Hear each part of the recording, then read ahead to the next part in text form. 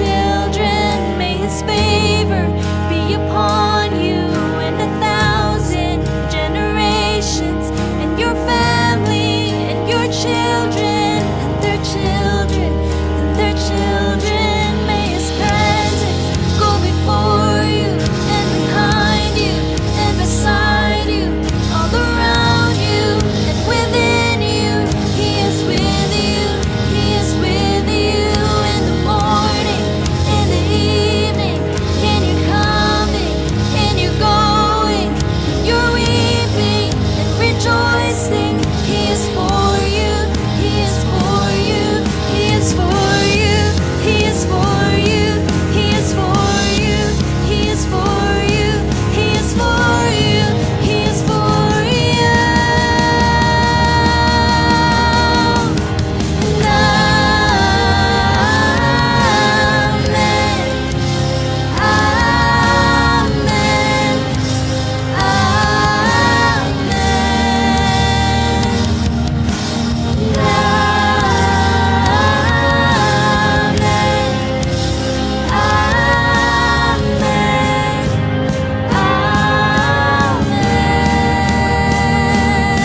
May His favor be upon you and 1,000 generations, and your family, and your children, and their children, and their children. May His presence go before you, and behind you, and beside you, all around you, and within you.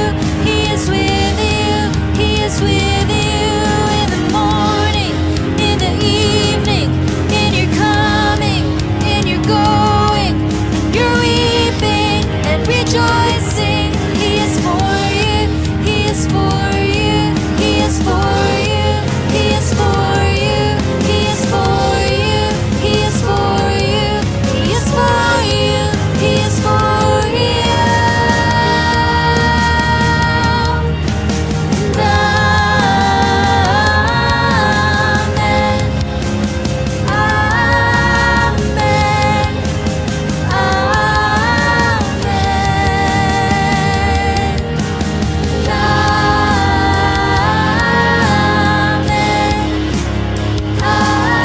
amen, amen,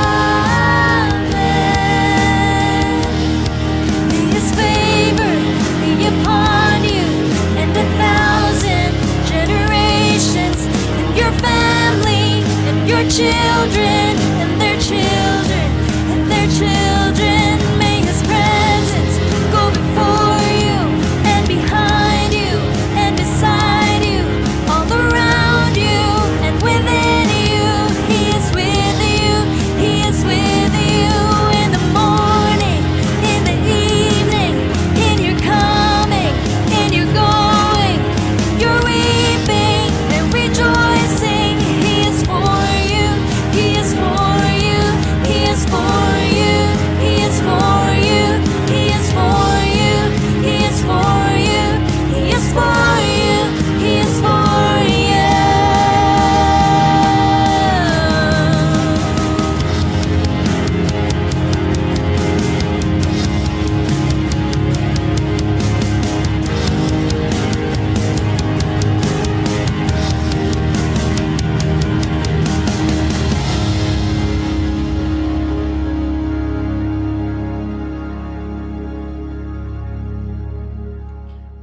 Shalom, halo everyone. Senang sekali saya bisa kembali menjumpai saudara sekalian dimanapun saudara berada hari ini. Entahkah mungkin ada di rumah, atau mungkin ada di mobil, atau mungkin masih di kamar tidur, atau bahkan mungkin sedang menyiapkan makan di dapur. Whatever it is, kita percaya kehadiran Tuhan tidak bisa dibatasi oleh situasi, tidak bisa dibatasi oleh tempat, tidak bisa dibatasi oleh waktu bahkan.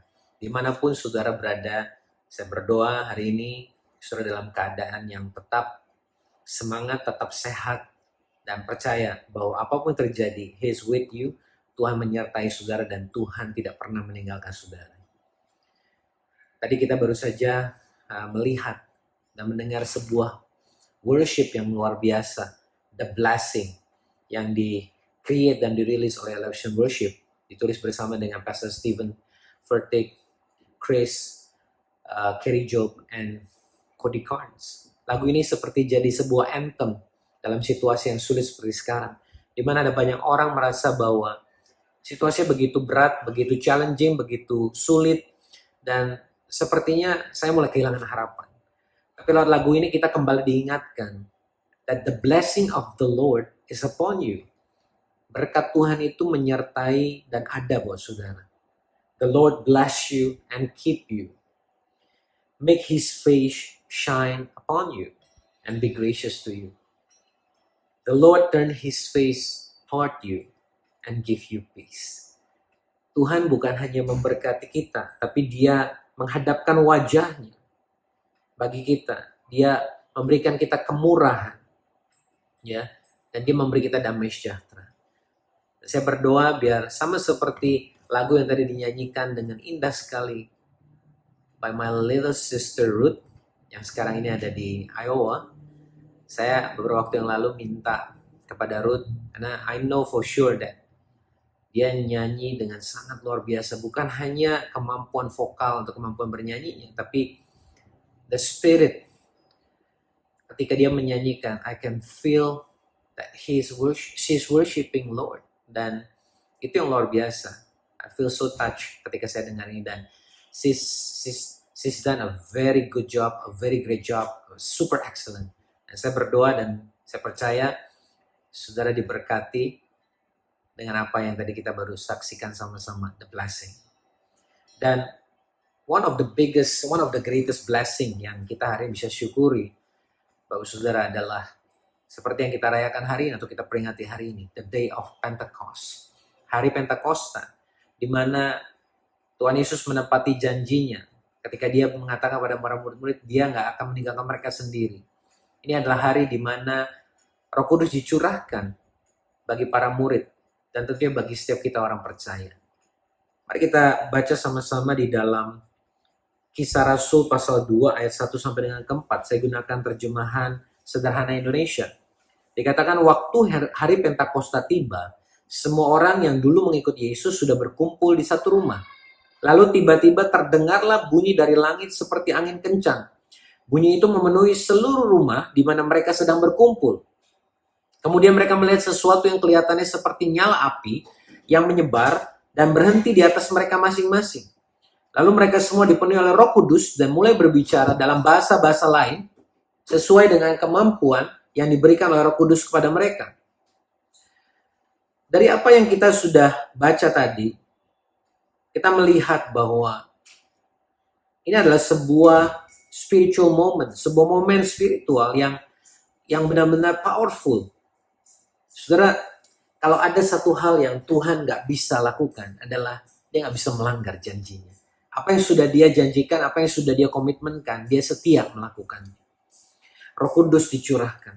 Nah, pertanyaannya, apa yang menjadi dampak bagi kita semua?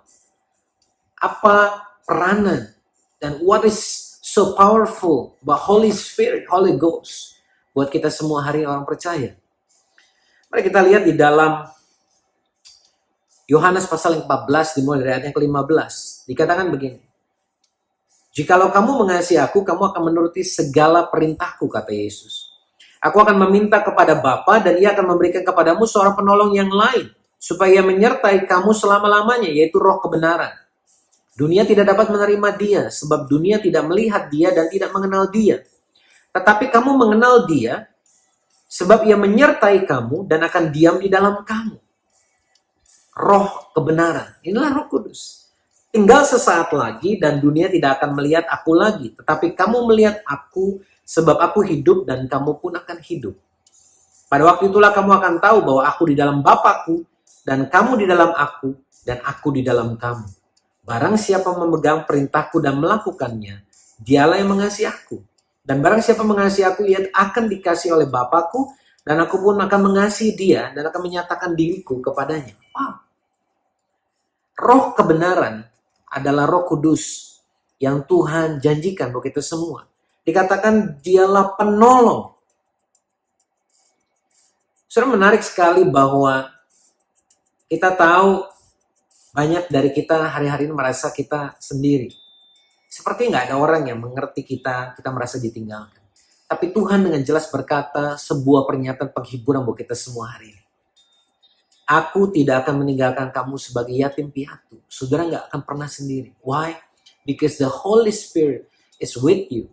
Roh Kudus, roh kebenaran, roh penolong itu menyertai saudara dan saya hari ini. Dan bukan hanya bersama dengan kita, dia menolong kita memiliki pengenalan yang benar akan Yesus, akan Tuhan.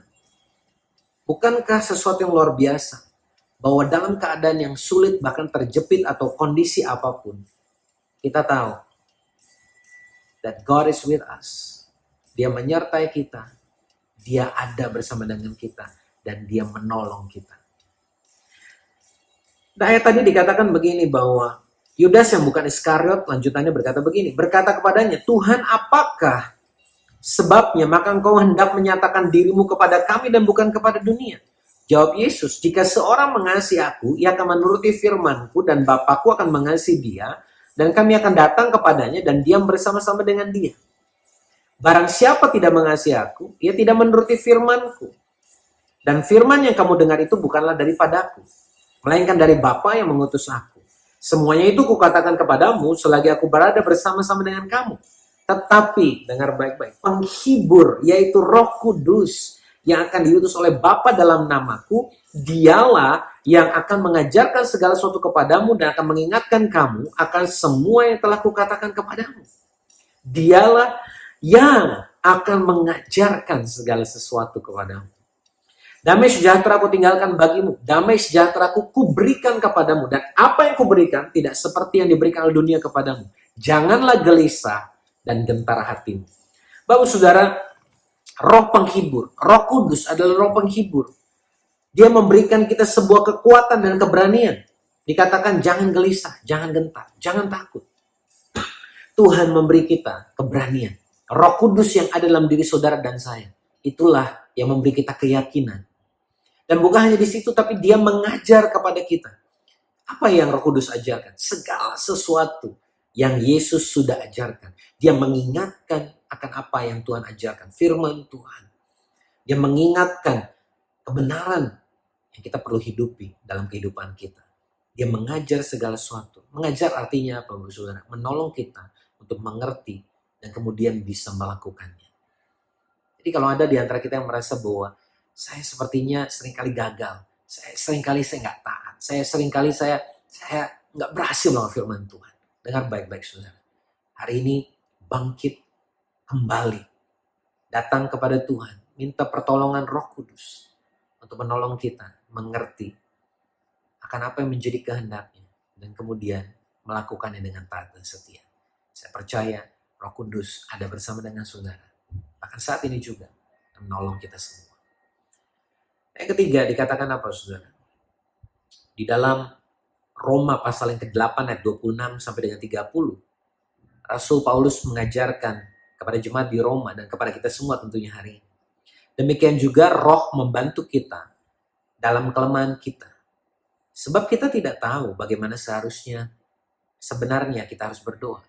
Bukankah ini sebuah hal yang seringkali kita juga dengar atau bahkan mungkin kita sendiri pernah katakan, saya nggak tahu bagaimana saya harus berdoa. Saya nggak ngerti cara doa yang benar itu kayak gimana sih, ya? Tapi dikatakan ya saudara, Roh membantu kita, Roh Kudus dalam kelemahan kita. Sebab kita tidak tahu bagaimana sebenarnya harus berdoa.